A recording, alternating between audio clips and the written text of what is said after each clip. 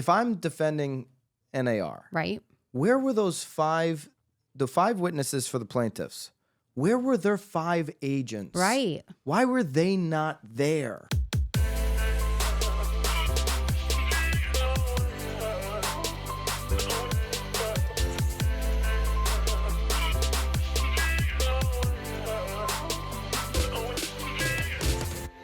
This is Byron Lazine and Nicole White, and you are tuned into episode 295 of The Real Word. Word is up. We've never, ever, ever done this. We recorded an entire episode 295. It was a very long one, too. It was a long one. It was yesterday. Yes. Before the verdict of the Sitzer Burnett class action lawsuit. I knew it was going to be fast, but I didn't think it was going to go that way. You predicted it. I'm like, this should be over by now. Play that clip right there. Well, based on what their criteria is, I bet we'll hear something before we're done filming.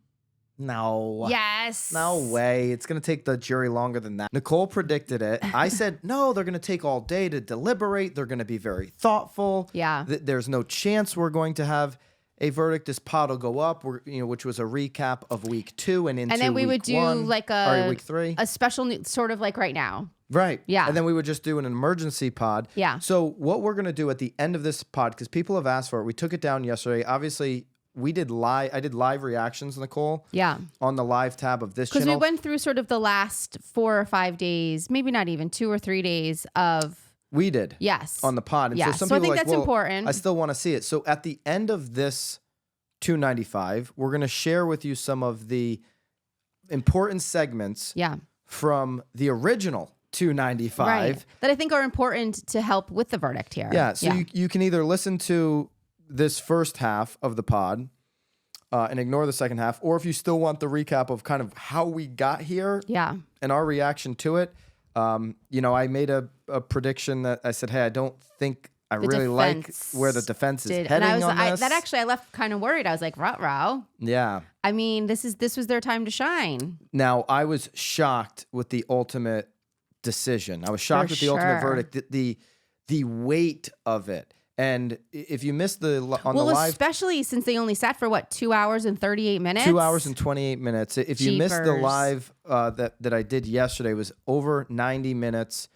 We were taking call-ins, so we had live reactions from you. By the way, subscribe to this channel and hit the bell. Anytime something breaks like that, we will go live. We'll get your instant reactions.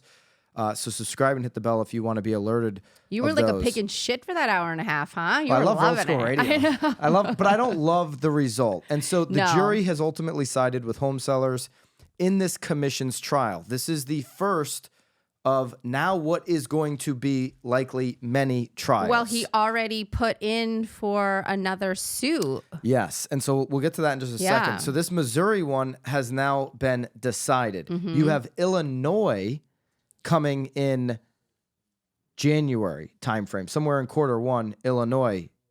And that's bigger scope.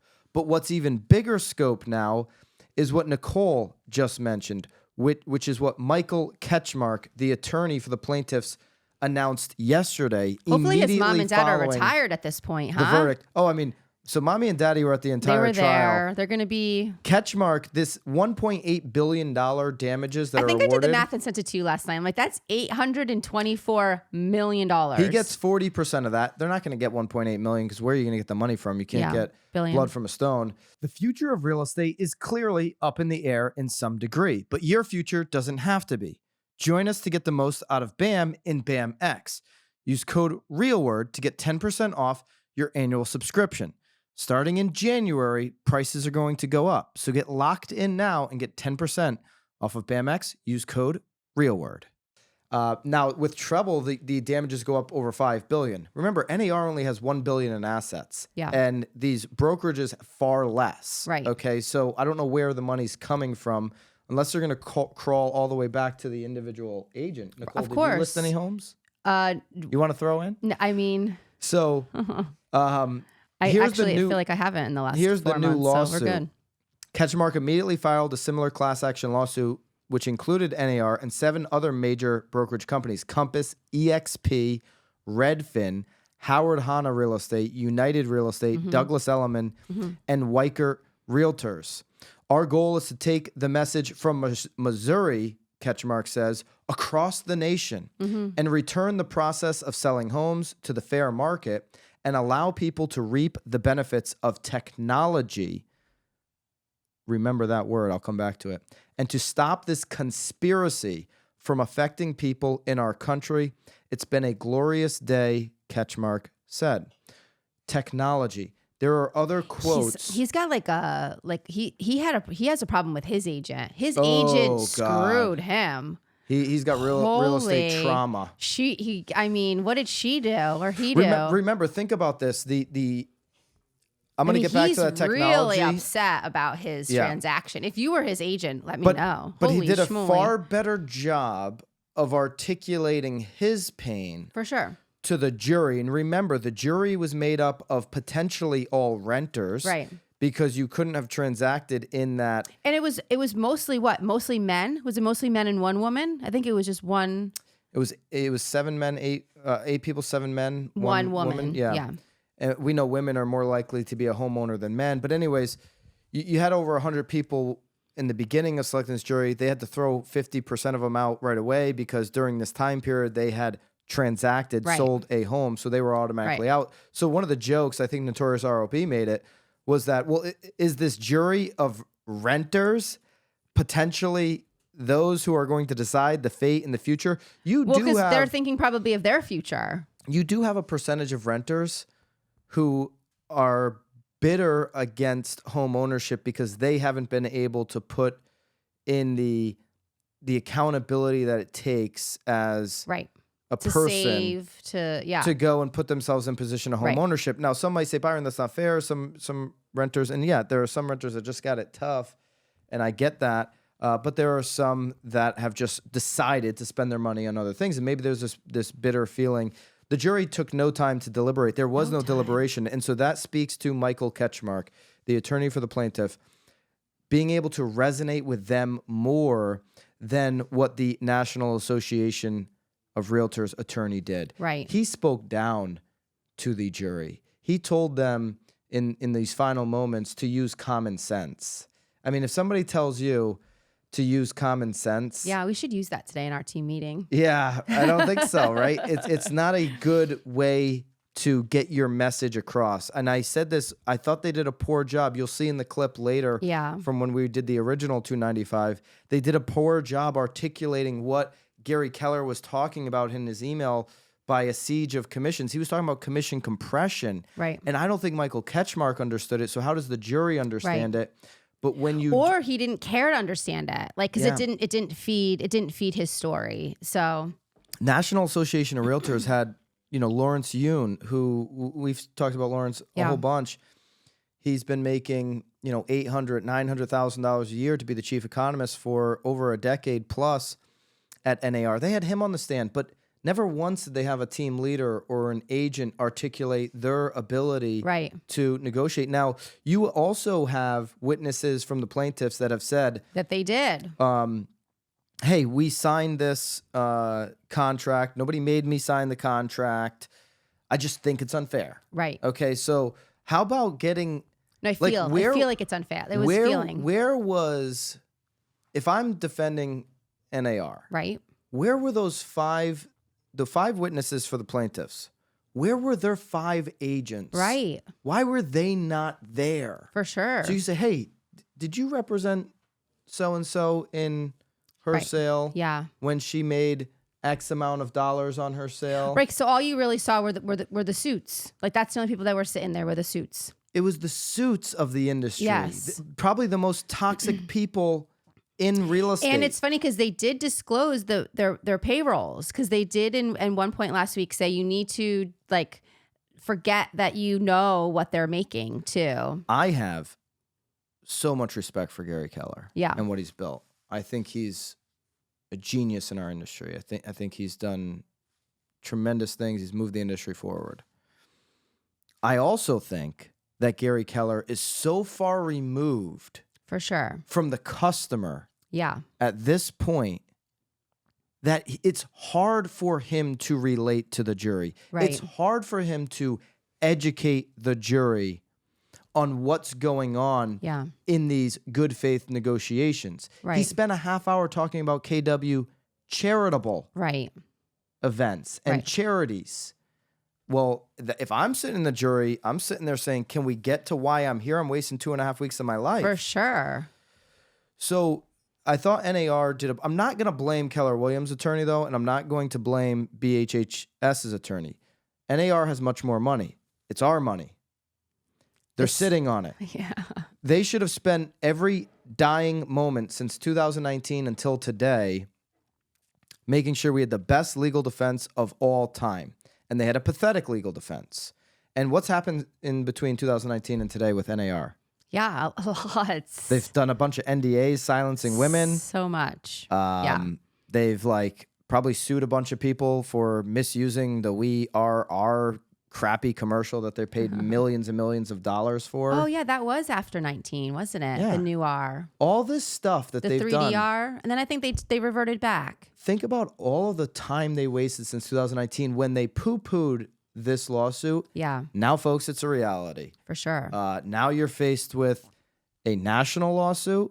By the way, that national lawsuit, Nicole, includes you. It includes me. So we're not Compass, we're not EXP, we're not Redfin, we're not Howard Hanna Real Estate, we're not United Real Estate, we're not Douglas Elliman, we're not Weicker. No.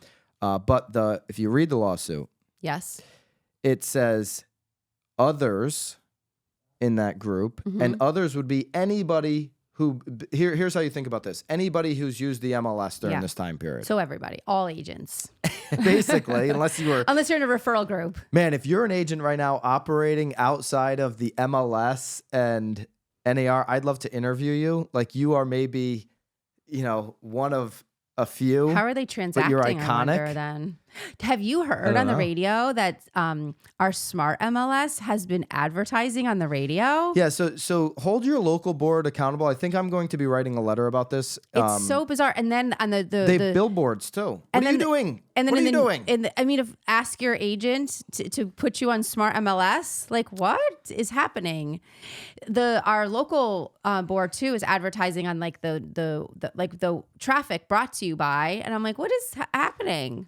All right, so the jury unanimously responded yes to the questions around conspiracy. We laid them out yesterday. The sellers alleged that NAR and others participated in anti-competitive practices by forcing them into a system where they pay a commission that is split between buyer and seller agents. That led to inflated fees that hover around 6% of the selling price, according to the plaintiffs, who sought nearly $1.8 million in damages. They got it. With treble, this is going to go up over $5 billion. In announcing the verdict, Stephen Baugh, the judge, said jury unanimously said yes to 4 of the 5 questions.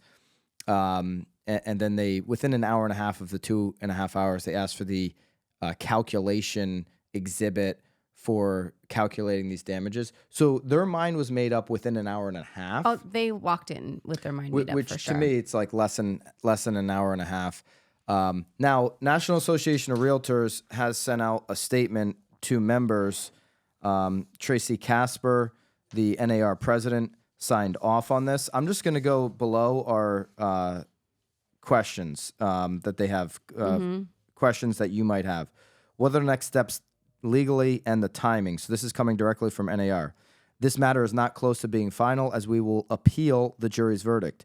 We remain confident that we will ultimately prevail. Since 2019, you've been saying, oh, we're so confident. This is nothing. Don't worry about it. Now it's an uphill battle. And now it's these rarely, when you have a unanimous decision, rarely just get overturned. I mean, it would be really odd to see that. In the interim, we will ask the judge to reduce the damages awarded by the jury.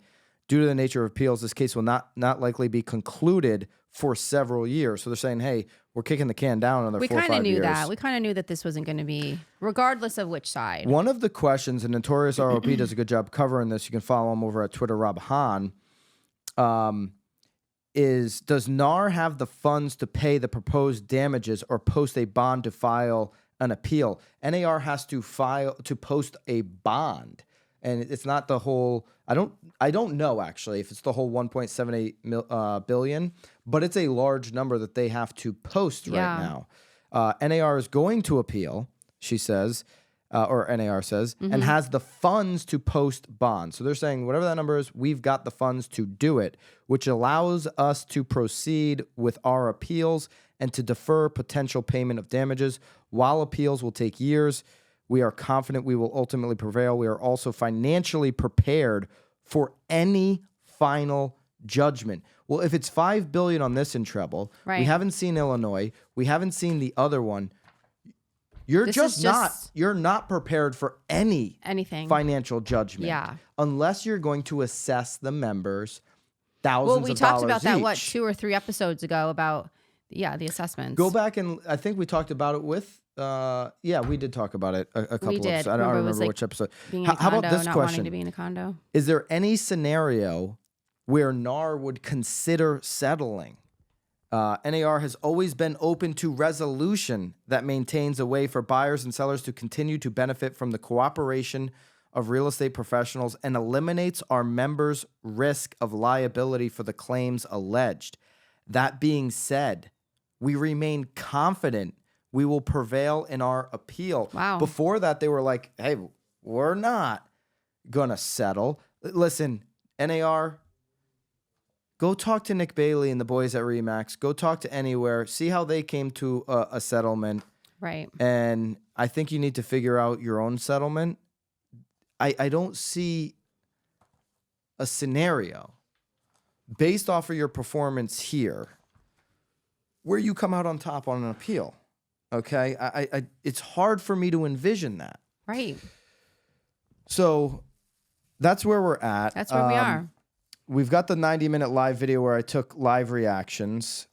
Stay tuned into the hot sheet every single day because if anything breaks, I'll obviously talk about it there. I mean, people are talking about it everywhere. Go on Instagram, go on Facebook. People are doing lives. Yeah. We've got a bunch of coverage on it. Haley's going to pop in a couple of the segments that Nicole and I did the morning of the verdict without knowing the verdict. Yesterday. So we broke down that whole Tom Ferry, Alan Dalton. Yes, we reacted to the video. Yep. We react to that video, so that's still in this pod. You can check that out. That's when, the defendants asked for a mistrial. So we cover all of that. We cover the Gary Keller comments, and then we kind of give, our thoughts leading into ultimately a verdict that I think shocked me. Did it shock you? Oh, I was shocked. I mean, I kept calling. I didn't realize you were on air. I was like, hello. You're calling. And I said on the live stream, I said, Nicole White's calling me. We just recorded a pod. It's totally irrelevant. I was like, why is he not answering? We have to do this special report. But this is the first time we've ever done this. You're going to get our thoughts before finality. So this is going back into Tuesday morning. Have a listen. Keep it real. We'll see you on the next one. See you guys.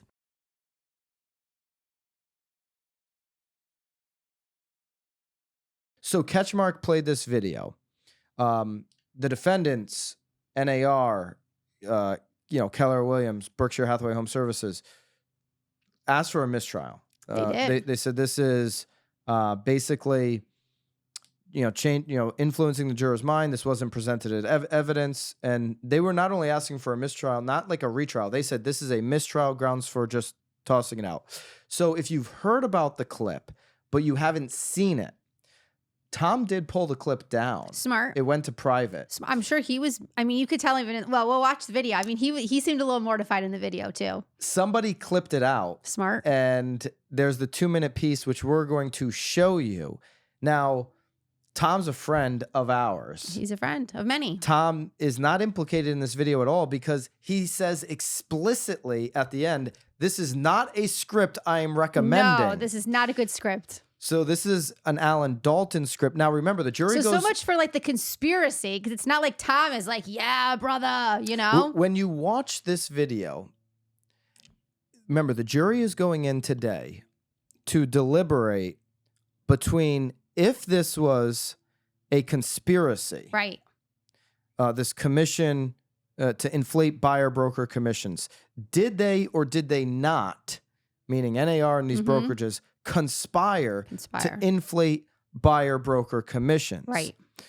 So is this video evidence, which was never presented before the trial, is this evidence that there is a conspiracy? Because that's what the jury has to decide.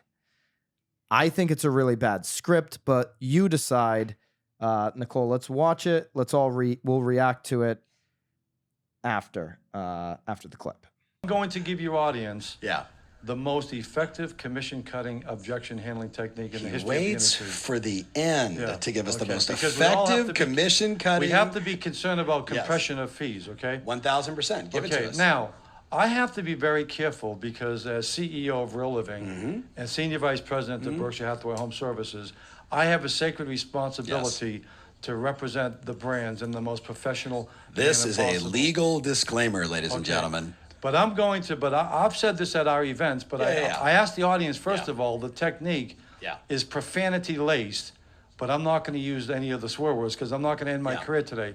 So I'm going to give the technique that this top producer, and one of the top producers in the country, makes about $2 million a year, has been using for 40 years, but I'm going to bleep out the profanity. But this is the only technique that I know works every time. And so she was in my office. I was president of the company, and she says, Alan, this person wants me to throw in $10,000 at the closing. Can I use your office? Now, in the history of my company, this is a fact. I never said a curse word. We didn't have that culture. When I played ball, I would. But never professionally or in my home. Wasn't your thing. But here's a technique. I'm going to turn to your audience. I'm going to give you a technique. You might want to write this down if you have your iPhone. Here's a technique. I don't think you want to write There's no bleeping way I'm going to cut my bleeping commission. What do you think? I'm a bleeping hooker standing outside the Lincoln Tunnel at 3 o'clock in the morning giving bleepings to sailors? If you think I'm going to cut my bleeping commission, you can take this home and shove it up your bleeping, and I know that it will fit, right? Did you everyone get that? Now, after she, after she finished, I went into the office, and I'll change her name to Susan. I said, Susan, E&O's not going to cover this. No. But I'll never forget what she said. But do you think I'm not recommending this script in case you're wondering. Exactly. But here's what she said. But do you think he's going to bring it up again? Okay? And what I'm saying is this. The most successful people I've ever known in real estate, they're either unbelievably nasty or they're unbelievably nice. Listen, he didn't... I'm not defending anybody here. I just want to... What I saw in that 2-minute clip, Tom Ferry outright did not recommend the script. There was no conspiring between the two of them, at least. I get the impression that Alan Dalton isn't even recommending the script. You know, he was didn't want to say the swear words, and he says, you know, this isn't going to work for most people, but he was making the comparison that, and he said it at the end, you either got to be so, I guess, nasty. I would not recommend that approach. No, but what's really interesting, though, is this is an example, though. It sounds like the property was already under contract, and afterward, the homeowner was asking for $10,000. That's the impression that I was getting. So, like, they've already negotiated the commission, and now he's trying to hit her again. Yeah. And so he's making the point that this agent wants to nip it in the bud, not the butt. Not the butt. I always say the butt, but nip it in the bud, and end it right there. Finish them right there. We're not lowering the commission. Here's why. Now it's still a negotiation. That's a nasty negotiation. For shizzle. That is a brutal way to do it. You should never do it that way. You know, you should validate your value up front. Agree to terms through a negotiation of what you're going to be paid for your value. And then, you know, if they try to renegotiate you later, you're back into a negotiation. This is a poor way to handle it.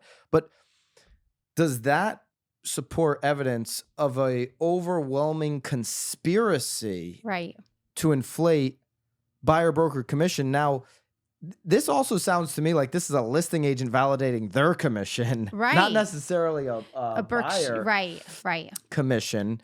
But does this sound like an overall conspiracy to you? No, not at all. I mean, again, even Tom sitting there saying, do not use this script. I mean, it's very, again, because up to this point, they've been arguing that Tom and Mike, his dad, have been sort of like feeders of this conspiracy, that they're coaching us to do it this way. And Tom is very clear. He's bright friggin' red. I mean, he's embarrassed. The video actually, I feel like it doesn't even support what it is that they're arguing, but I get it. It was super aggressive, and it probably caught the jurors off guard. And it was like, whoa. I think why they wanted to play it for the jury, whether they knew this would get, you know, something that would be considered or not by the jury, was that they wanted the catch mark wanted to paint the Of industry course. in a light, Of a course. used car salesperson light. Yes. Right. And that script from a $2 million producer that Alan Dalton read on the Tom Ferry, or that script that he shared on the Tom Ferry podcast of that $2 million producer, showcase the industry as used car salespeople. Well, that's where people think but of. Right. And he even said at the sleazy very agents. end that he's learned two things in the business. They're either really nice or they're really mean. Yeah. I mean. And so that is where the industry needs to remove itself from entirely. The old I've got the MLS book mentality, this closed version, this non-transparent version that did exist to many degrees back in like the 80s. This is where the industry needs to say, we're over here, we're the financial professional, we're going to have a really high standard on how we operate, and this is how we're going to operate, and this is how we're going to negotiate.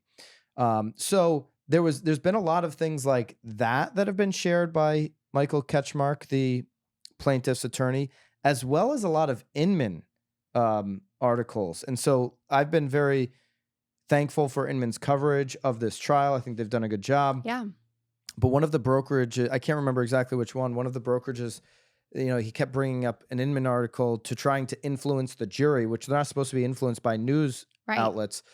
And one of the brokerages was like, since when is Inman like legitimate news? Right. Basically, I'm paraphrasing, but that's basically what, they said there. And so they're trying to use Inman, which is industry talk. They're trying to use. It's very clear where it says opinion article. Yeah, opinion article or Tom Ferry podcast, industry pods of stuff to influence the jury's mind. Now, do you believe that as sales professionals, you should be able to practice the way you're going to negotiate through scripting or objection handlers? Do you believe you should be able to practice that as a professional? Right. Before you go out there and serve the public? Should you be able to be prepared and have preparation in your business? Of course. I mean, I have a 7th grader and he has to do an oral presentation. What do I tell him to do? Practice it. It's the only way that you won't be nervous. It's the only way that you'll look intelligent. Know your shit. I tell my 7th grader to practice. When he was in 4th grade, I probably told the guy to do the same thing. I think the point is, don't practice those Mike Ferry scripts that we shared last week on the pod. Yeah.